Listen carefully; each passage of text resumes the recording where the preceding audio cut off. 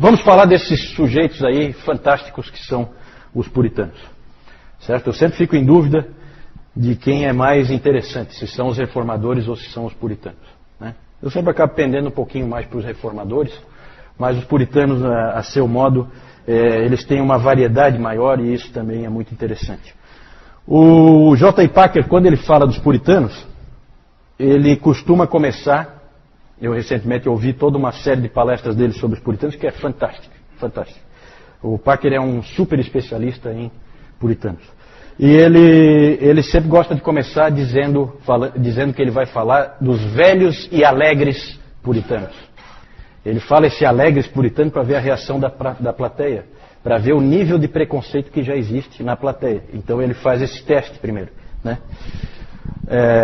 Porque esse nome puritanos foi jogado na vala comum e foi dada uma ideia errada para todas as pessoas na sociedade de quem esses homens foram, certo? Quanto a quem esses homens foram. Então há sempre esse preconceito. Na verdade é um preconceito similar ao que os crentes sofrem hoje, né? De que os crentes são pessoas sisudas, são pessoas infelizes. É muito comum haver esse tipo de preconceito.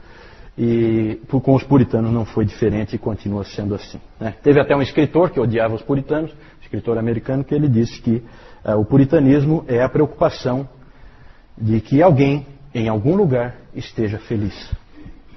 Certo? Então, os puritanos, eles se preocupavam em que houvesse alguém feliz. Na verdade, isso aí é uma caricatura de inimigos do puritanismo. Certo? E é claro que eles são inimigos do puritanismo, porque o puritanismo sempre vai denunciar o erro e a imoralidade em que muitas vezes essas pessoas vivem. O C.S. Lewis, ele disse uma coisa importante sobre os puritanos, eu acho que é interessante, vindo dele. Ele fala assim: precisamos ver os puritanos como exatamente o oposto daqueles que carregam esse nome hoje. Então, se alguém hoje, vivendo entre nós, recebe esse nome puritano, então imagine o puritano verdadeiro como o contrário daquela pessoa para quem apontaram o dedo. Né? Devem ser vistos como jovens, ardorosos, intelectuais progressistas, extremamente atualizados e modernos. É exatamente isso que eles eram. O próprio C.S. Lewis escreveu um livro, talvez alguns de vocês conheçam, Screwtape Letters, que no Brasil traduziram, tem vários títulos, tem Cartas do Coisa Ruim, Cartas do Inferno, né? Mas é um livro interessante em que o C.S. Lewis imaginou um diabo, um demônio velho, experiente, cujo nome é Screwtape. Em português deram o nome de Fitafuso, em algumas versões. Ele escreve cartas para um demônio novato, principiante, né? Em enganar as pessoas. Dando dicas, ensinando como que se deve enganar as pessoas, levar para o mau caminho, aquela coisa toda, afastar de Deus. Né? E então ele escreve cartas, por isso que é Screwtape Letters, né? As cartas do Screwtape. Ele escreve por Wormwood, que em português é traduzido em algumas versões por Vermebile. E aí numa parte ele fala assim: tudo isso, teu paciente é o cara que o demônio está atacando. Tudo isso teu paciente provavelmente classificará como puritanismo. E deixe-me dizer de passagem que o valor que nós conseguimos dar a essa palavra foi um dos nossos grandes triunfos dos últimos 100 anos. Através dela, nós salvamos todos os anos milhares de seres humanos da temperança, da castidade e da sobriedade na vida. Certo? Então, claro, do ponto de vista do demônio, ele está salvando a pessoa da sobriedade, da castidade e da pureza na vida, usando esse termo puritanismo. Isso aí é um puritanismo seu. E aí a pessoa vai lá e faz a barbaridade aos olhos de Deus, porque ela classificou com aquela palavra e acha que aquilo ali é uma autorização, né? Porque botou o rótulo de puritanismo, então é uma autorização para fazer qualquer tipo de barbaridade. Então tem essa visão errada. Mas o que é o puritanismo? Na verdade, os puritanos é um movimento, não é um movimento organizado, não é uma igreja. Na verdade, é uma série de pessoas que a gente poderia classificar como um grande movimento. Esses indivíduos, eles surgiram durante o reinado de Elizabeth I, que nós vimos antes, na reforma na Inglaterra, são indivíduos que queriam levar a reforma na Inglaterra à frente, porque a reforma não tinha ido para onde tinha que ir. Não tinha ocorrido na Inglaterra uma adaptação da igreja às escrituras, certo? E esses indivíduos queriam que isso acontecesse. Na verdade, ela começou no reinado de Elizabeth, floresceu no chamado Interregno, ou a República, porque a Inglaterra já chegou a ser uma república, exatamente nas mãos dos puritanos, entre 1640 e 1650, e foi minguando entre a restauração de 1660 e a tolerância de 1689. Depois a gente vai falar um pouquinho mais com mais detalhe disso. Todos os puritanos no início eram parte da igreja da Inglaterra, da igreja anglicana, faziam parte dela.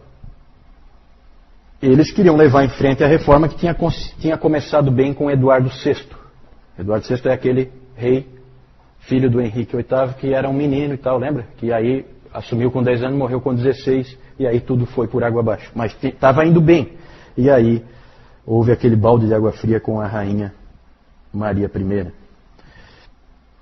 O espírito do puritanismo se vê, como eu disse antes, naquele embate que houve entre John Knox e Richard Cox em Frankfurt, na Alemanha, numa igreja de refugiados ingleses. Ali houve uma discussão entre esses dois homens, em que o John Knox queria adaptar a igreja às escrituras, porque o Senhor Jesus Cristo é o Senhor da igreja, e o Richard Cox veio com aquele argumento bem típico do anglicanismo, que era o seguinte: não, nós queremos uma igreja como era a nossa igreja lá na Inglaterra. Então, o costume é o que é mais importante. Os rituais que nós fazíamos, nós queremos continuar fazendo.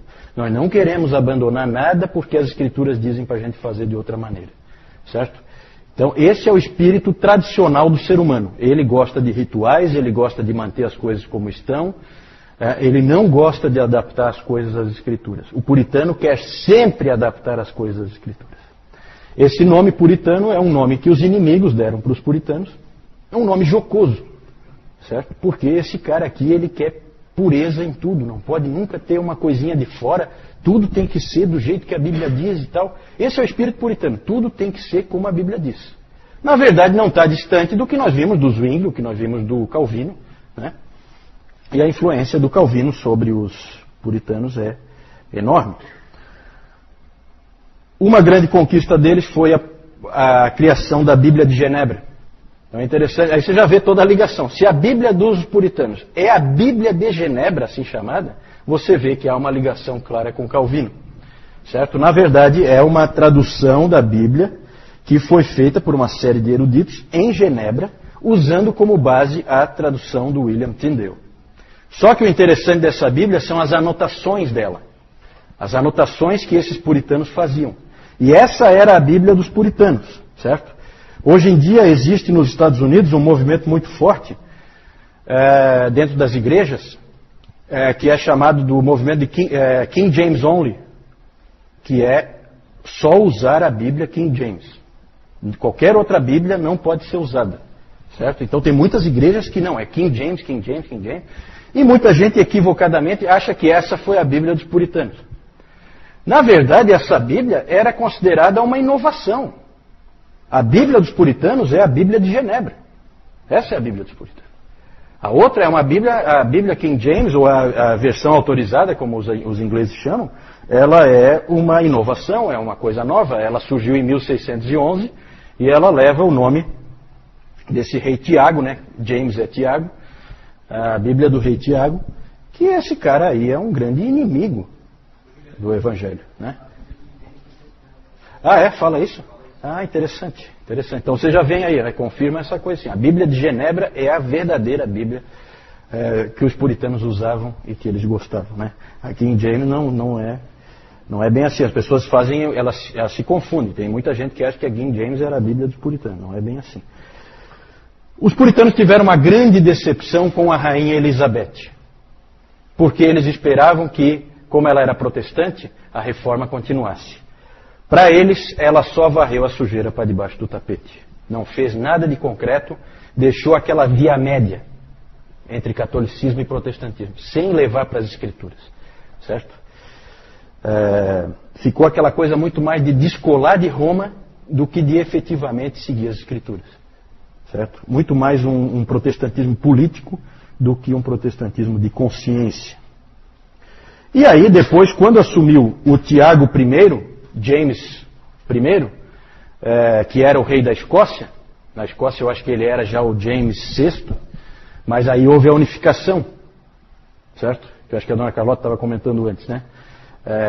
Porque aí houve a unificação, a dinastia Stuart, né? Começa ali com esse rei Tiago. Eles achavam que vindo um rei escocês do país do presbiterianismo, haveria agora, com certeza, a possibilidade de levar em frente a reforma.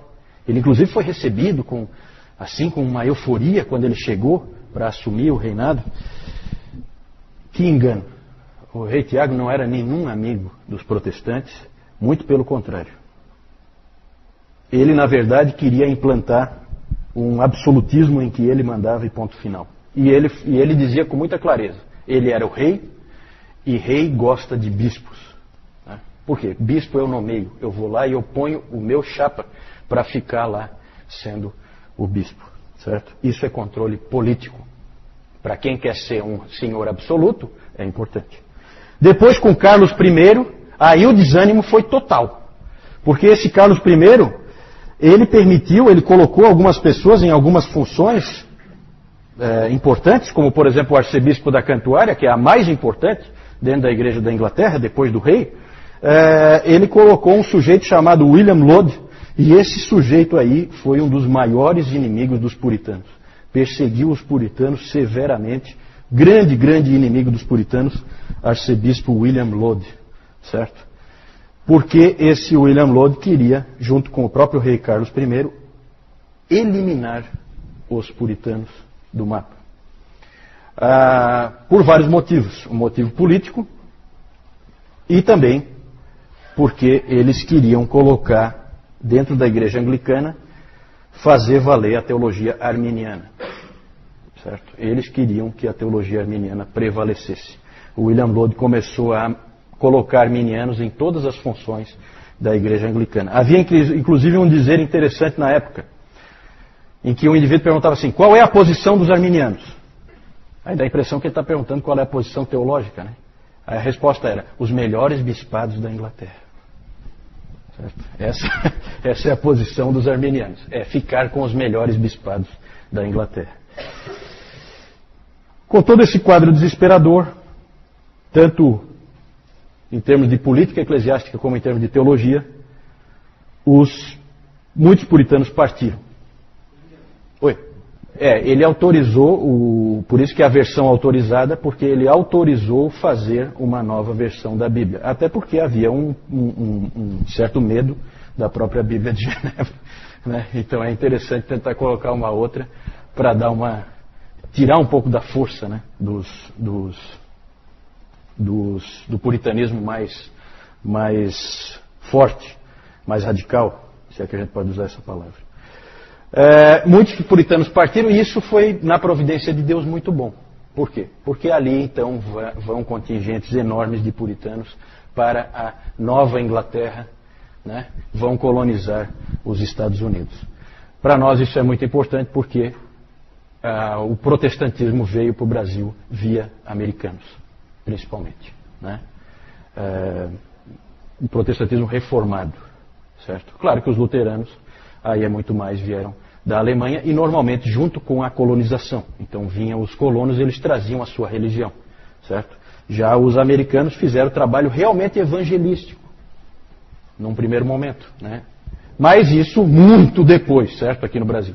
Mas é importante porque a gente tem que ser grato àqueles irmãos da América, porque mandaram missionários para cá, e hoje nós temos as nossas Bíblias, nós temos tudo, graças a esses irmãos. E então foi importante a ida desses grandes contingentes de puritanos para a Nova Inglaterra, para os Estados Unidos. Nova Inglaterra, para quem não sabe, é uma região dos Estados Unidos, lá bem no norte, nordeste dos Estados Unidos. Depois eu vou mostrar. Tá?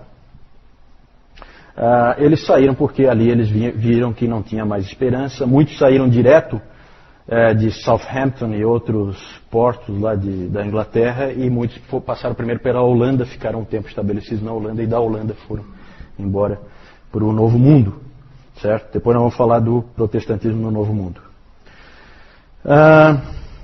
Alguns ficaram, né? E nos anos 1640 estourou a Guerra Civil entre o parlamento e o rei. Por quê? Porque várias atitudes do Carlos I indicavam que ele queria governar de maneira absolutista. Ou seja, qualquer coisa que der na telha dele, ele faz. E a Inglaterra era sim uma monarquia, como é até hoje, mas tem um parlamento. Você vai aumentar impostos, você tem que fazer passar pelo parlamento, não é o rei. Eu quero aumentar agora os impostos, agora o imposto vai ser 95%. Não, calma. Tem o parlamento. Lá no caso deles tem a Casa dos Comuns e a Casa dos Lordes, né? E aí o parlamento viu que esse sujeito estava mal intencionado e houve então guerra. Exércitos leais ao rei e exércitos leais ao parlamento, certo? Essa guerra civil foi vencida pelo parlamento e o rei Carlos I foi decapitado em 1649. De 1649 a 1660 não houve mais um reino, mas sim uma república, governada pelo parlamento e por um que eles chamavam um Lorde Protetor, que era a figura do Oliver Cromwell.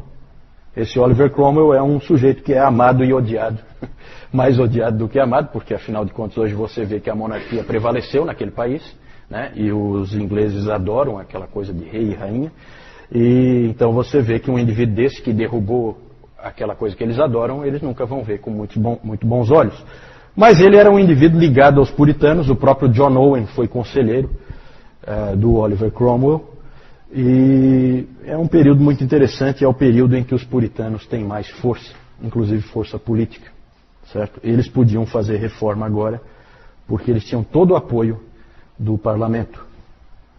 Houve uma série de problemas e tal, no final assumiu o Richard Cromwell, que era o filho do Oliver Cromwell, assumiu quando o Cromwell morreu, e ele não era bom, ele era um péssimo líder, confuso, e o que acabou acontecendo no fim das contas é que 20 meses depois do Oliver Cromwell morrer, o rei Carlos II voltava à Inglaterra e sentava no trono da Inglaterra e o Reino Unido estava restabelecido. Na verdade houve uma série de problemas, eu não vou entrar em detalhes, mas os escoceses meio que sabotaram a coisa, porque os escoceses quando o Carlos I foi morto, eles colocaram o Carlos II como rei da Escócia. Aí já fica difícil, porque daí o reino era unido, aí não foi unido o negócio, o parlamento da Inglaterra assumiu o comando da Inglaterra, mas na Escócia o cara estava reinando, e ele era um pretendente, né? Pretendente não, ele era o legítimo herdeiro ali do trono da Inglaterra, se fosse uma monarquia, né? Então houve uma série de problemas, houve inclusive guerra, o Oliver Cromwell invadiu a Escócia e na Batalha de Worcester ele acabou dando um jeito de fazer o Carlos II, rei da Escócia, só da Escócia, foi obrigado a se refugiar. Em que país será? França, né? O grande aliado sempre da Escócia. Então ele foi para a França e ficou lá, certo? Mas o Dr. Lloyd Jones ele sempre disse que o fracasso do movimento puritano e a volta do Carlos II tem muito a ver com os presbiterianos. Os presbiterianos, leia-se escoceses, acabaram sabotando um pouco e fizeram com que... Claro que havia muito ódio, evidentemente, se o Cromwell foi lá e invadiu a Escócia, tudo isso aí complica. Então é tudo muito complicado, né? Não dá nunca para você dizer assim, em uma frase, resolver o problema histórico. É tudo muito mais complicado, a gente não tem tempo de ficar entrando aqui, também nem é o caso, certo? Mas eu já estou adiantando que os puritanos acabaram fracassando no seu intento de ter ali realmente uma nação cristã, certo? Plenamente reformada, plenamente, totalmente voltada às Escrituras. Isso eles não conseguiram. Em 1658 houve a restauração, então, da monarquia, e aí vem o declínio dos puritanos. Vamos falar, eu quero só citar alguns nomes, não tem como ir muito longe, pode passar aí. Alguns grandes nomes aí entre os puritanos, os nomes são muitos, nós não temos tempo de falar todos. Tem o John Milton. John Milton era um poeta, ele escreveu livros importantes, como O Paraíso Perdido, e o Paraíso Recuperado. E desse John Milton se dizia o seguinte, um dos biógrafos dele diz o seguinte, que ele é o último homem da história da humanidade a ler todos os livros publicados. Todos os livros que havia publicado, ele tinha lido. É uma coisa pretensiosa, mas considerando que a imprensa tinha sido inventada há relativamente pouco tempo e tal, então não chega a ser impossível, né? Mas realmente é uma coisa impressionante. Ele é importante, mas a teologia dele não é muito boa, não. O segundo nome aí, Richard Baxter, é o grande pastor. Certo? Esse Richard Baxter é um pastor fascinante. Ele fez um trabalho em Kidderminster, que é uma pequena cidade lá da Inglaterra. Lá ele trabalhou 15 anos, e o que se diz dele é que quando ele chegou lá, não havia nenhum cristão. Quando ele saiu, não havia nenhum ímpio. Porque realmente o trabalho dele foi um trabalho fantástico. Esse cara aí é famoso por fazer aquelas visitações às famílias. Ele então checava como é que está a vida espiritual de cada um. E ele escreveu aquele livro, temos em português, O Pastor Aprovado, né? Que muitos caras desanimam quando leem por causa do padrão elevadíssimo, né? O Dr. Calhoun sempre fala, nunca desanime por causa do padrão elevado que os puritanos colocam no papel, certo? Coloque aquilo como um alvo, mas lembre da graça sempre, né? Mas realmente é um padrão elevado. Outros livros dele, ele tem livros fantásticos, esse Richard Baxter. Um Chamado ao Não Convertido, né? Aqui no Brasil tem traduzido Convite para Viver, que ele usa um texto ali, sensacional ali, ele coloca de uma maneira fantástica, um chamado realmente para aqueles que não são convertidos, para que venham ao Senhor. O Descanso Eterno dos Santos é outro livro dele, em que ele fala do porvir. E o livrão gigantesco dele, um baita de um livro, é o Diretório Cristão.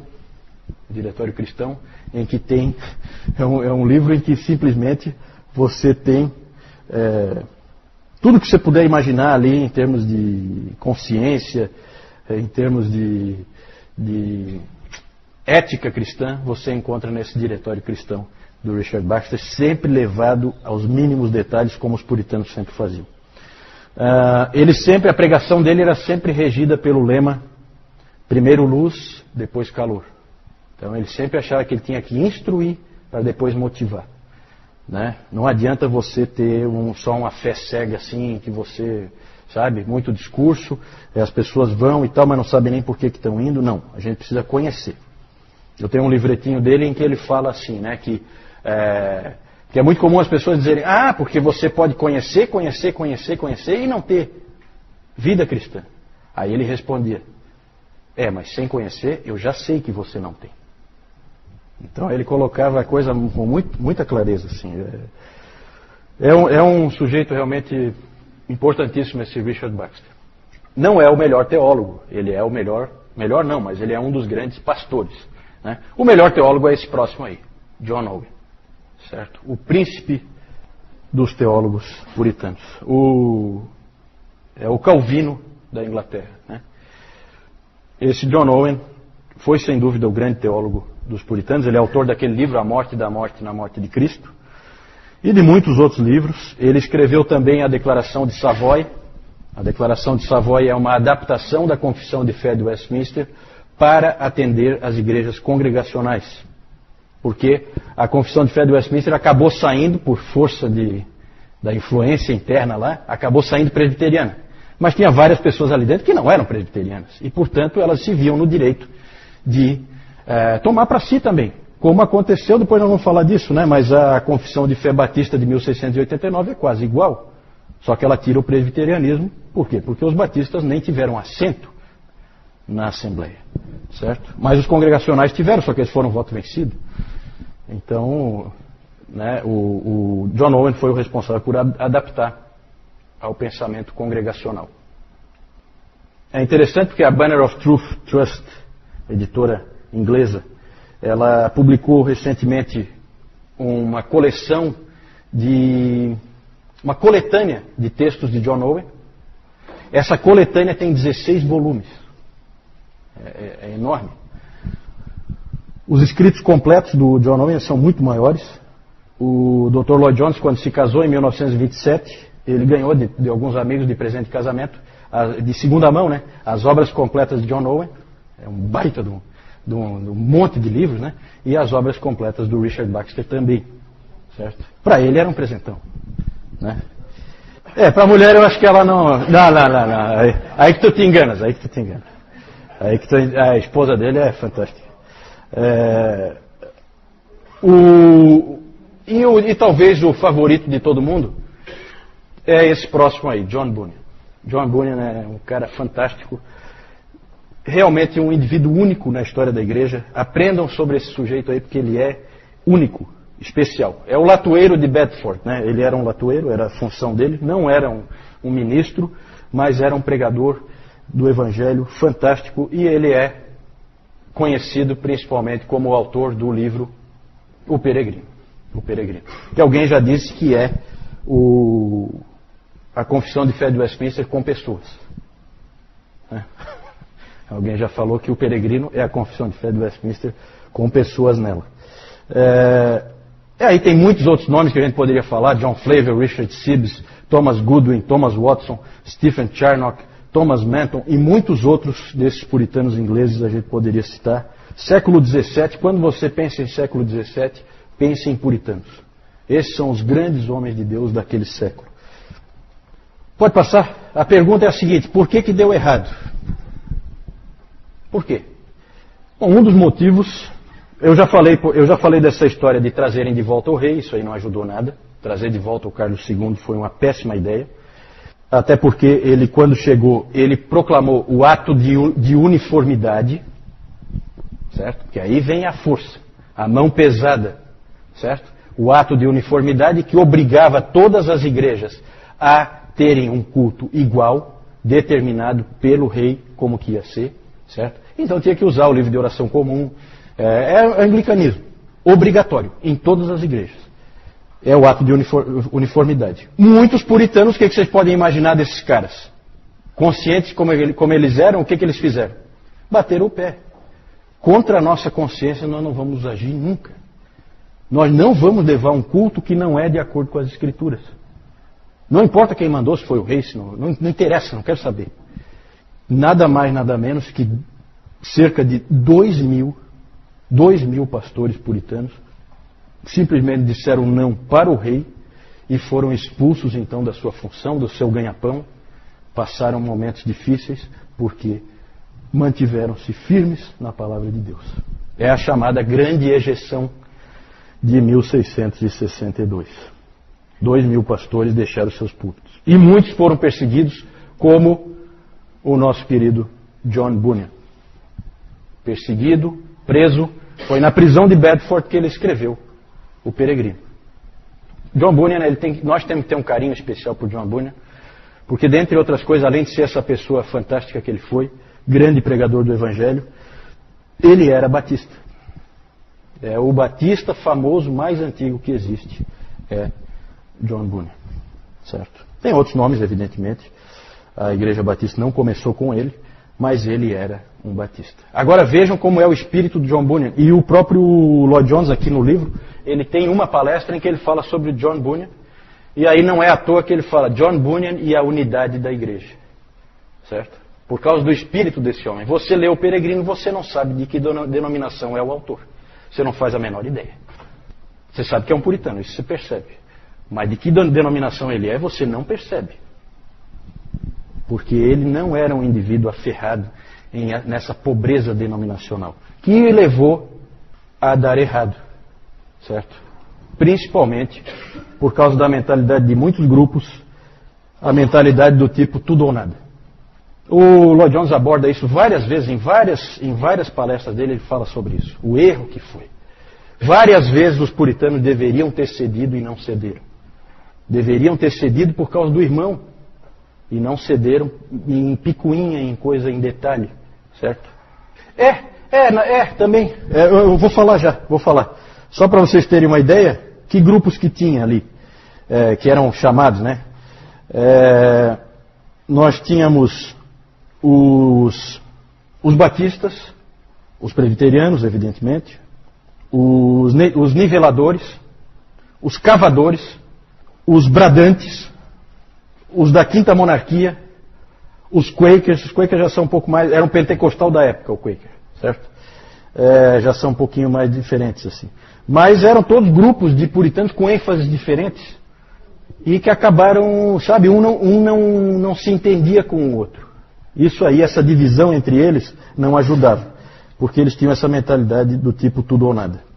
Os presbiterianos não conseguiam se entender com os independentes. Os independentes são batistas, congregacionais, né, aqueles que acreditam que cada congregação deve ser independente. E os presbiterianos não concordavam com isso, porque eles pegavam aquele modelo da Escócia. Então um não entendia o outro, um não aceitava o que o outro dizia, e aí levava a divisão entre eles, em vez deles poderem andar juntos. Isso foi um erro. O Dr. Lloyd Jones sempre lamenta isso bastante e diz que eles deveriam ter cedido por diversas vezes. Outro aspecto que eu coloquei ali, é a excessiva mistura entre religião e política. Os puritanos, eles sempre se envolveram com a sociedade. Eles são do tipo, eles vêm com aquela mesma ideia do Calvino, né? Lembra lá da classificação de Niebuhr, que nós vimos já há vários domingos atrás? A posição de Cristo e cultura, como é que fica? Eles são do tipo Cristo transformador da cultura.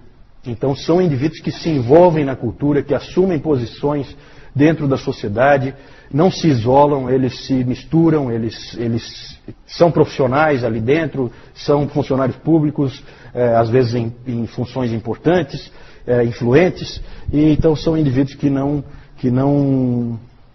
ficam à parte. Só que eles foram longe demais, né? Foram longe demais, exageraram na dose. Esse é um aspecto que foi ruim. O próprio John Owen disse que considerações e intrigas políticas minaram o movimento puritano. O Dr. Lloyd Jones sempre disse que nós temos que aprender com o que ocorreu entre 1640 e 1662. A batalha do Senhor deve ser com armas espirituais. As palavras dele, do Lloyd Jones. Algumas características bem rápido. Podíamos falar, há alguns anos atrás eu fiz um estudo com um grupo só sobre os puritanos. Um monte de estudos que nós fizemos sobre os puritanos. Podíamos ficar aqui o resto da vida só falando deles, características deles. Não temos de maneira nenhuma tempo para isso.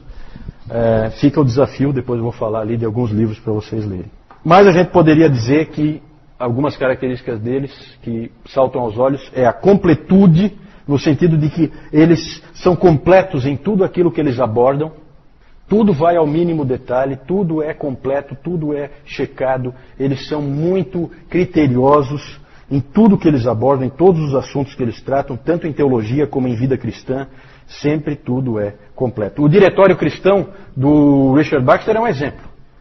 É um exemplo. Ali ele se propôs, naquele livro, ele se propôs a tratar de casos de consciência. Né? O que são casos de consciência? Assim, uma determinada coisa que está acontecendo na sua vida, uma decisão que você tem que tomar e que você não sabe que caminho é o mais certo para escolher. Ele vai tratar disso aí em detalhe. Os vários tipos de situação que podem ocorrer são chamados casos de consciência. Lá ele também vai abordar como deve se usar o conhecimento, como se deve se usar a fé, como progredir na vida cristã, como avançar na vida cristã, como vencer cada uma das tentações, como mortificar e vencer cada um dos pecados. Tudo detalhado, tudo detalhado. É enorme o livro. Eu acho que não, em português não. Eu acho que para traduzir talvez alguma versão resumida, né? Geralmente quando você compra alguma coisa dos puritanos é resumido, porque os indivíduos escreviam muito, muito. Tá? Todos os livros deles são enormes. E também a linguagem difícil, então normalmente alguém vai e resume. E já é muito útil o próprio resumo. Segundo, a adoração bíblica. Eles são os grandes aplicadores do princípio regulador do culto. Nós cultuamos a Deus do jeito que Ele mandou a gente fazer. Esse era o pensamento deles. A gente já viu isso em Zwinglio, já viu isso em Calvino, mas eles levaram ao máximo que se pode levar. São os grandes aplicadores desse princípio. A maioria das pessoas gosta de uma adoração bonita. E os anglicanos especialmente, eles gostavam de uma adoração bíblica. É diferente.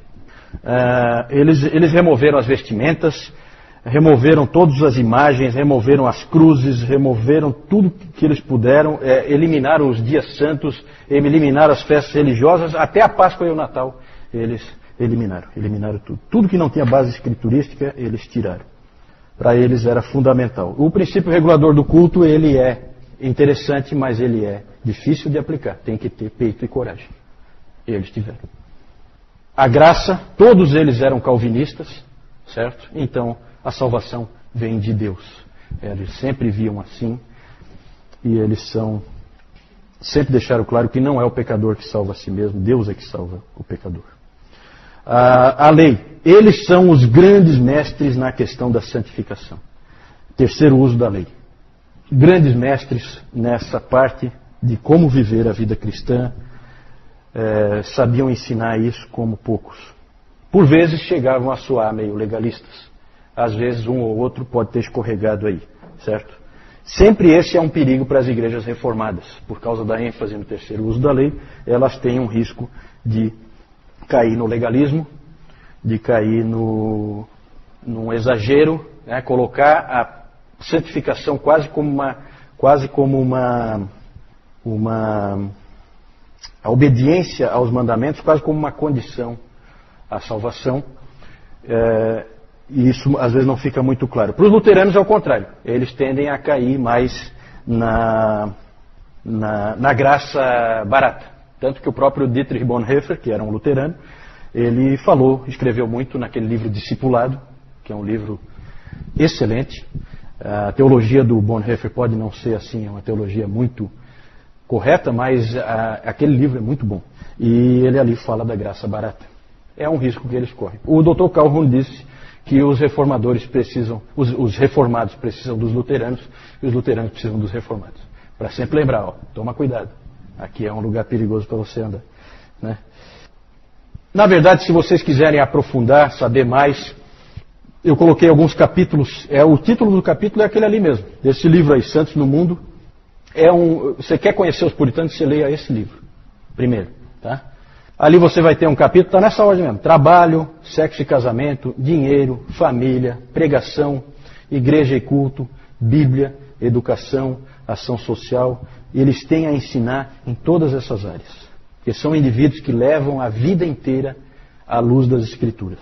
Então nós temos muito a aprender com eles. Esse aqui já é um livro um pouquinho mais avançado, que vai abordar a coisa num patamar um pouquinho mais difícil, mas não tão difícil. Ele é um livro médio, né? Um livro do J. I. Packer, Entre os Gigantes de Deus, certo? Fala só sobre os puritanos, sob título Uma Visão Puritana da Vida Cristã. E aí, na verdade, aí não são os capítulos, são sessões, né? Perfil dos puritanos, os puritanos e a Bíblia, os puritanos e o Evangelho, os puritanos e o Espírito Santo, a vida cristã dos puritanos e os puritanos no ministério. Isso aí eu vou deixar para vocês aprofundarem. Eu acho que vale muito a pena. Pode passar? Não posso deixar de falar, nós não temos tempo, mas eu não posso deixar de falar da Assembleia de Westminster. A Assembleia de Westminster se reuniu naquela época em que havia disputa entre o rei e o parlamento.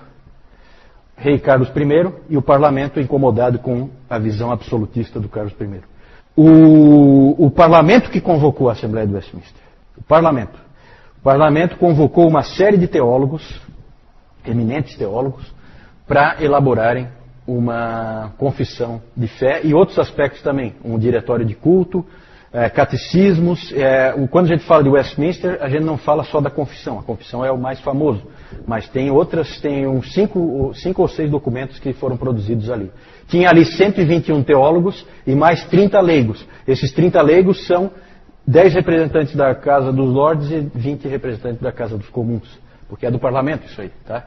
Então isso que é meio irônico, né? A confissão de fé de Westminster, ela tecnicamente, ela é da Igreja da Inglaterra, ela é da Igreja Anglicana. Né? A gente associa muito, e os presbiterianos gostam disso, associa muito ao presbiterianismo, porque a Escócia logo tomou aquilo ali para si como a sua confissão de fé. Mas tecnicamente foi feito pela Igreja Anglicana, foi feito pela Inglaterra esse trabalho, certo? Esses teólogos Havia uma variedade de tipos aí de teólogos. Havia episcopais, eles não participaram muito porque eles eram fiéis ao rei. Mas havia presbiterianos, havia independentes, como o Thomas Goodwin, era um deles, o famoso Thomas Goodwin. Jeremiah Burroughs, também tem livros dele já traduzidos em português. E também foram chamados delegados escoceses. Um deles era o famoso Samuel Rutherford, participou também. Os escoceses foram convidados e vieram ajudar. O Richard Baxter descreveu assim a Assembleia. Os teólogos ali reunidos eram homens de eminente conhecimento, piedade, habilidade ministerial e fidelidade. E não sendo eu digno de ser um deles, porque o Baxter não foi convidado, não sendo eu digno de ser um deles, posso falar ainda mais abertamente a verdade que eu sei. Que tanto quanto sou capaz de julgar pela informação histórica disponível e por qualquer outra evidência, o mundo cristão desde os dias dos apóstolos nunca teve um sínodo de teólogos mais qualificados do que esse sínodo e o sínodo de Dort. O sínodo de Dort já tinha acontecido em 1618. Eu não tive tempo de falar, recomendo que vocês vão lá no site Bom Caminho e digite lá na procura, lá na busca, digite Dort, e aí vocês vão ter lá um artigo explicando tudo como foi o sínodo de Dort. Certo? O sínodo de Dort tratou da questão arminianismo, calvinismo. Certo? Várias confissões vieram dali. Os congregacionais, com a Declaração de Savoy, já falei, em 1658, John Owen adaptou para uso dos congregacionais, e os batistas também fizeram uso, adaptando a Confissão de Fé de Westminster na Segunda Confissão Londrina de 1689. Por que Segunda Confissão Londrina? Porque houve uma primeira, que eu até tenho ela, que ela é de 1644, certo? Anterior até à Confissão de Fé de Westminster. A Confissão Batista é a primeira Confissão Batista de Londres de 1644. Mas a Confissão de Fé de Westminster ela é tão bem montada, tão bem elaborada, que ela acabou se tornando mais importante e os batistas acabaram tomando ela como a sua confissão, como base para a sua confissão. Né? William Laud, grande inimigo dos puritanos, arcebispo da Cantuária, colocou arminiano na Igreja da Inglaterra até não poder mais. O Carlos I lá e o julgamento dele, lembrem-se que ele foi decapitado pelo parlamento. E aqui o Oliver Cromwell, que foi o Lorde Protetor durante a República. Richard Baxter, John Milton, John Owen, John Bunyan. Aqui uma figura do Bunyan na prisão em Bedford, sendo visitada pela filhinha dele, que era cega, né? Ele adorava essa filhinha dele. E ela visitando ele na prisão. Aí a Assembleia de Westminster, para vocês terem uma ideia, né? Se reuniram 1163 vezes. Certo? Esses delegados da Assembleia de Westminster.